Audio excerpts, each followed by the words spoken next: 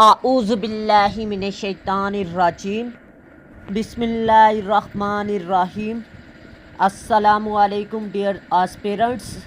आज की इस इम्पोर्टेंट वीडियो में मैं आपको how to write issue based essay in CSS यह टॉपिक आपको इस वीडियो में दिखाऊंगा।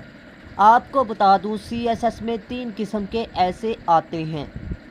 नंबर 1 लिटरेरी ऐसे, नंबर 2 आर्ग्यूमेंटेटिव ऐसे, नंबर 3 डिस्क्रिप्टिव ऐसे, जिसे कि इशू बेस्ड ऐसे भी बोला जाता है।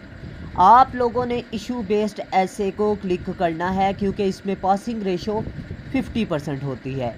आज की वीडियो में मैं आपको इशू बेस्ड ऐसे की आउटलाइन में क्या लिखना है और इसके अलावा किस पैराग्राफ को कितने अल्फाज में लिखना है, और मज़ीद आपको ये बताऊंगा कि इशू बेस्ड ऐसे में आपसे एग्ज़ामिनर क्या डिमांड कर रहा होता है, आपने उसमें क्या लिखना होता है उस ऐसे के अंदर, ये आपको इस वीडियो में दिखाने वाला हूँ। तो आज की वीडियो आप लोगों के लिए फ्रूटफुल होने वाली है, तो आप लोगों ने लाजमी आखिर तक वॉच करना है। सबसे पहले स्ट्रक्चर की बात करते हैं कि आपने कौन सा स्ट्रक्चर फॉलो करना है। अगर आपको ऐसे नहीं आता तो आपने ब्राइट स्टार्ट लिखना है। ब्राइट स्टार्ट में क्या लिखना है मैं इसी वीडियो में नेक्स्ट दिखाऊंगा स्लाइड में। फ़िलहाल आप ये समझे कि आपने स्ट्रक्चर कौन सा फॉलो करना है। मेन बॉडी आपने लिखनी है। मेन बॉडी में करंट एनालिसिस आपने लिखना है, प्रेजेंट सिचुएशन, ठीक है, जिसे हम बोलते हैं कि ये मसला, ठीक है, क्या चल रहा है, मतलब आपने थीसिस स्टेटमेंट के मुताबिक, मौजू के मुताबिक प्रेजेंट सिचुएशन बता देनी है। डिफरेंट काइंड्स ऑफ थीसिस, हाँ जी, कि आपने इस मसाइल की इकसाम लिख देनी है, ठीक है। Different attitudes people have towards subject matter, मतलब लोगों का इसके बारे में क्या रवैया है, ये आपने लिखना है। Advantages and disadvantages, facts and figure about topic, time and history, कि इसकी इब्तिदा कब हुई और ये कब से हो रहा है। और इसके अलावा आपने मेन बॉडी के अंदर इम्पोर्टेंस लिखनी होती है, मतलब आपने अहमियत भी लिखनी होती है। In the life of man, importance के स्पेलिंग बाय मिस्टेक लिख दिए गए हैं गलत, तो आप लोग करेक्ट कर लीजिएगा। तो मैं उम्मीद करता हूँ आप लोगों को मेरी बात समझ में आ चुकी होगी। आगे बात करते हैं जी जेनेसिस। जेनेसिस में आपने कोर्सेस लिखने होते हैं। इनमें क्या लिखना होता है ये इसी वीडियो में बताऊंगा। और इसके अलावा आपने अल्फाज की तरतीब क्या रखनी है ये भी आपको इसी वीडियो में दिखाने वाला हूँ। तो आप लोगों ने लाजमी इस वीडियो को आखिर तक वॉच करना है। हिस्टोरिकल बैकग्राउंड कि ये कब से हो रहा है, ठीक है। Efforts made by the concern parties, आपने बताना है कि जो डिपार्टमेंट है वो इस हवाले से मुतलका डिपार्टमेंट क्या कर रहा है या पार्टी क्या कर रही है। सजेशंस आपने लिखने होते हैं और कैलकुलेशन प्लस ऑप्टिमिज्म, ये नेक्स्ट स्लाइड में मैं डिस्कस करता हूँ तफसील से। फ़िलहाल आपको स्ट्रक्चर बताया है कि ये आपने पॉइंट इशू बेस्ड में लिखने होते हैं, ठीक है। अब बात करते हैं कि आपने ब्राइट स्टार्ट में क्या लिखना है। ब्राइट स्टार्ट में मैं आपको बता दूं हुक आपने लिखना है। हुक क्या होता है जी, हुक ये है कि आपने डायरेक्ट टॉपिक से सेंटेंस को शुरू करना है। मतलब प्रॉब्लम्स ऑफ डेमोक्रेसी आ रहा है तो आपने प्रॉब्लम्स ऑफ डेमोक्रेसी का जिक्र पहले सेंटेंस में लाजमी करना है, ये आपका हुक हो गया। अटेंशन ग्रामर, आपने ग्रामेटिकली मिस्टेक नहीं करनी, ठीक है। दो बातें होगी। तीसरी बात आपको बता दूं थीसिस स्टेटमेंट आपने लिखनी होती है। थीसिस स्टेटमेंट क्या होती है, आपके ऐसे की समरी, ठीक है। मतलब एग्जामिनर जो आपको कहता है कि ये चीज़ आप साबित करें ऐसे में, वो आपका थीसिस स्टेटमेंट है। मेन आइडिया ऑफ द ऐसे भी आप इसे कह सकते हैं। थीम ऑफ थीसिस स्टेटमेंट, आपने उसका मौजू लिखना होता है, ठीक है। आपने जो ऐसे में डिस्कस करना है ना वो बयान कर देना है, ठीक है। Theme of thesis statement, introduction of thesis statement, आपने तारुफ लिख देना है थीसिस स्टेटमेंट का। ये एक तरीका है, ठीक है। आपको बता दूं एक तो मैंने ये तरीका बताया इंट्रोडक्शन यानी ब्राइट स्टार्ट लिखने का। दूसरा तरीका ये है जो इधर लिखा नहीं हुआ लेकिन मैं आपको वॉइस की सूरत में बता रहा हूँ।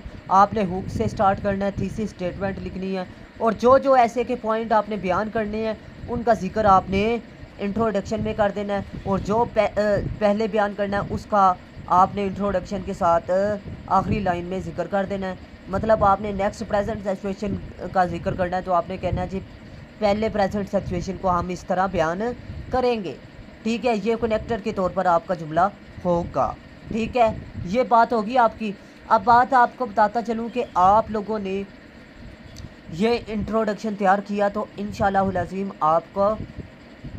आपका एग्ज़ामिनर आपको अच्छे नंबर भी दे सकता है अगर आप इस तरह की तकनीक को फॉलो करते हैं। अब बात करते हैं नेक्स्ट करंट एनालिसिस, यानी मेन पार्टी के अंदर मैंने बताया कि प्रेजेंट सिचुएशन को बयान करना है तो आपने different kind of thesis statement इसमें लिखना है। ठीक है, कि मतलब इस की प्रेजेंट सिचुएशन में कौन कौन सी सूरत हाल है, कौन कौन सी किस्में हैं, different attitudes people have towards subject matter, मतलब मौजूदा जो लोग हैं उनका क्या ख्याल है इस मसले के हवाले से।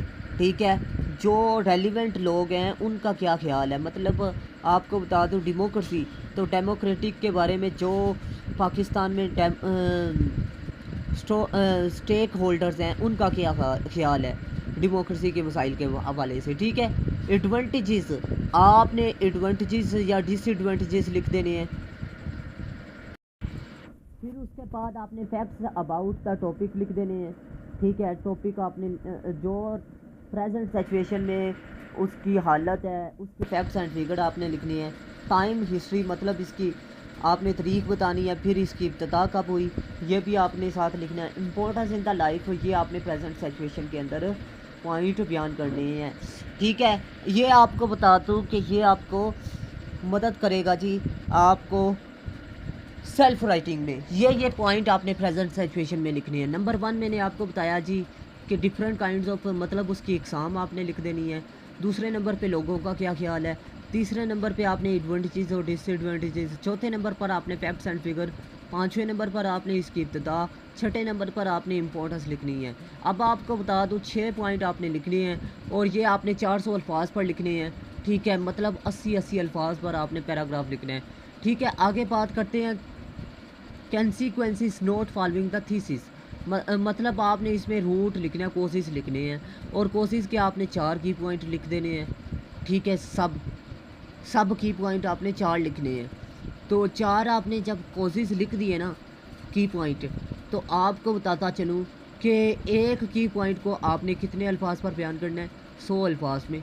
ठीक है, और हर की पॉइंट को आपने दूसरे के साथ जोड़ देना है। ठीक है, एक बात और दूसरी बात, आपका मेन जो कि पैराग्राफ को जोड़ने के लिए पैराग्राफ होगा, मतलब आपने कोई ना कोई आपने कोशिश बयान करनी है तो आपने कोशिश से पहले 1-2 लाइन तो लिखनी है, तो वो जो सी लाइन होगी वो आपकी कनेक्टेड होगी। ठीक है, अब उसके बाद एक पैराग्राफ को दूसरे के साथ जोड़ना है, दूसरे को तीसरे का साथ, तीसरे को चौथे के साथ, मतलब आपने कनेक्टर्स लगा देने हैं। ठीक है, ये आपने याद रखना है कि कोशिश आपके 400 अल्फाज पर होने चाहिए। हिस्टोरिकल बैकग्राउंड आपने ये लिखना है कि ये कब से हो रहा है। ठीक है, 400 अल्फाज पर आपने ये भी लिखना है जी। तो मैं उम्मीद करता हूँ आपको ये भी अच्छे तरीके से समझ में मेरी बात आ चुकी होगी और इसमें भी 400 अल्फाज आपने लिखने हैं। तो मैं उम्मीद करता हूँ आप लोग इसके भी 400 पॉइंट अच्छे तरीके से 4 पॉइंट अच्छे तरीके से तैयार करके जाएंगे और 400 अल्फाज खुद ब खुद प्रैक्टिस करके लिखने के काबिल होकर आप लोग ये भी लिख सकते हैं। ठीक है, तो मैं उम्मीद करता हूँ आप लोग 400 अल्फाज हिस्टोरिकल बैकग्राउंड में लाजमी लिख लेंगे। तो ये आपको मैंने बताया है जी फ़िलहाल कि आपने क्या क्या लिखना है हिस्टोरिकल बैकग्राउंड में। हिस्टोरिकल बैकग्राउंड में आपको बता दूँ कि आपने बताना है उसकी तारीख, उसके बारे में 4 की पॉइंट आपने सर्च करके जाने हैं। ठीक है, टॉपिक आपको 20 हैं जिनमें से ऐसे पूछता है हर साल। ठीक है, 20 से 25। तो आपको बता दूं कि उन टॉपिक्स को आप तैयार करके जाएं। Efforts made by the concerned department, कि जो मसला है उसके बारे में जो डिपार्टमेंट है उसका रवैया क्या है, वो क्या उसके लिए इकदाम उठा रहा है, उस पर आपने 4 की पॉइंट सर्च करके पढ़ के और उसके अलावा आपने तैयार करके जाने हैं। मतलब ये है कि आपको बताता चलूँ कि आपने 4 की पॉइंट तैयार किए, 4 की पॉइंट 4 पैराग्राफ में लिखने हैं और एक पैराग्राफ को लिखने का ख़ास तरीक़ाकार है और उसके हवाले से आपने फैक्ट्स एंड फिगर तैयार करके जाने हैं। ठीक है, efforts made by the department. ठीक है, ये आपने याद रखना है कि ये भी आपने इस तरह तैयार करना है। नेक्स्ट बात करते हैं जी सजेशंस। आपने 400 अल्फाज पर आपने लिखने हैं और इसके अलावा 4 की पॉइंट्स लिखने हैं। हर की पॉइंट को 100 अल्फाज में लिखना है और ये आपका 450 अल्फाज इजीली क्लियर हो जाएगा। कोटेशन आप सजेशन में लिख सकते हैं और साथ फैक्ट्स एंड फिगर, और इसके अलावा आप एग्जांपल भी लिख सकते हैं। आपका ऐसे जो से वो 3 हिस्सों पर मुश्तमिल होना चाहिए। वो 3 हिस्से कौन कौन से हैं जी? नंबर 1, आपका एक हिस्सा एग्जांपल पर होना चाहिए, मतलब फैक्ट्स एंड फिगर पर। दूसरा हिस्सा आपका कोटेशन पर होना चाहिए। तीसरा हिस्सा आपको बता दूं आपका एग्जांपल पर भी लिख सकते हैं, मतलब एग्जांपल पर भी आप लिख सकते हैं, फैक्ट्स एंड फिगर पर भी और इसके अलावा कोटेशन पर भी। ठीक है, ये 3 हिस्सों पर आपने ऐसे को डिवाइड करना है और 300 अल्फाज ज़्यादा से ज़्यादा लिखने हैं। ज़्यादा से ज़्यादा लिखेंगे तो आपको वो फेल करेगा, क्योंकि वो साइंसी रिपोर्ट या कोटेशन या एग्जांपल पर आपको ऐसे नहीं पूछ रहा। ठीक है, तो ये याद रखना है आपने।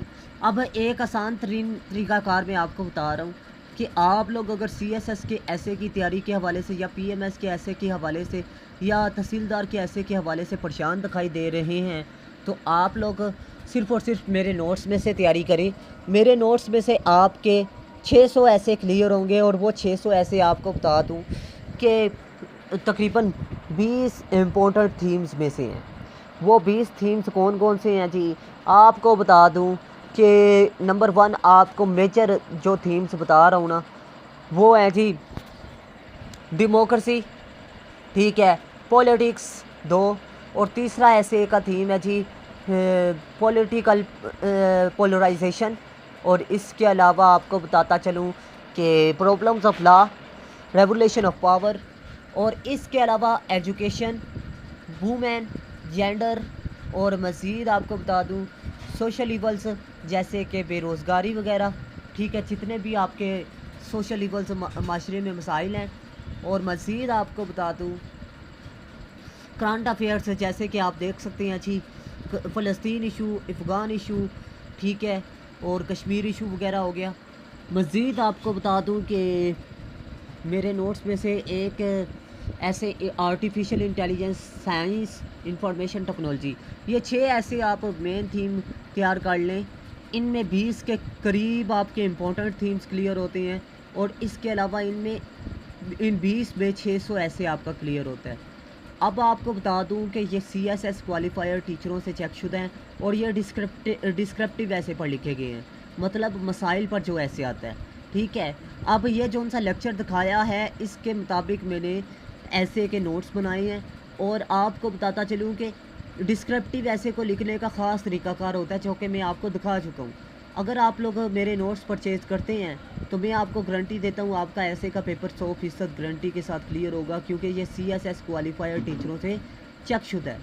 अगर आप लोग मेरी बात को अच्छे तरीके से समझ चुके हैं तो मैं उम्मीद करता हूँ आप लोगों को मेरी बात भी अच्छे तरीके से समझ में आ चुकी होगी। और ये पेड सेशन के टीचर हैं, 3 से 4 CSS क्वालिफायर टीचरों से चेकशुदा हैं।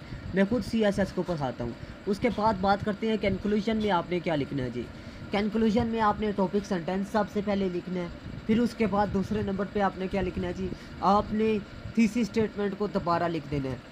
ठीक है, तीसरे नंबर पे आपने ऑप्टिमिज्म को लिखना है जी, और इसके अलावा आपने अपना ऐसे ख़त्म कर देना है। और ये आपके 150 अल्फाज नहीं लिखना, बल्कि आपने 250 अल्फाज लिखना है।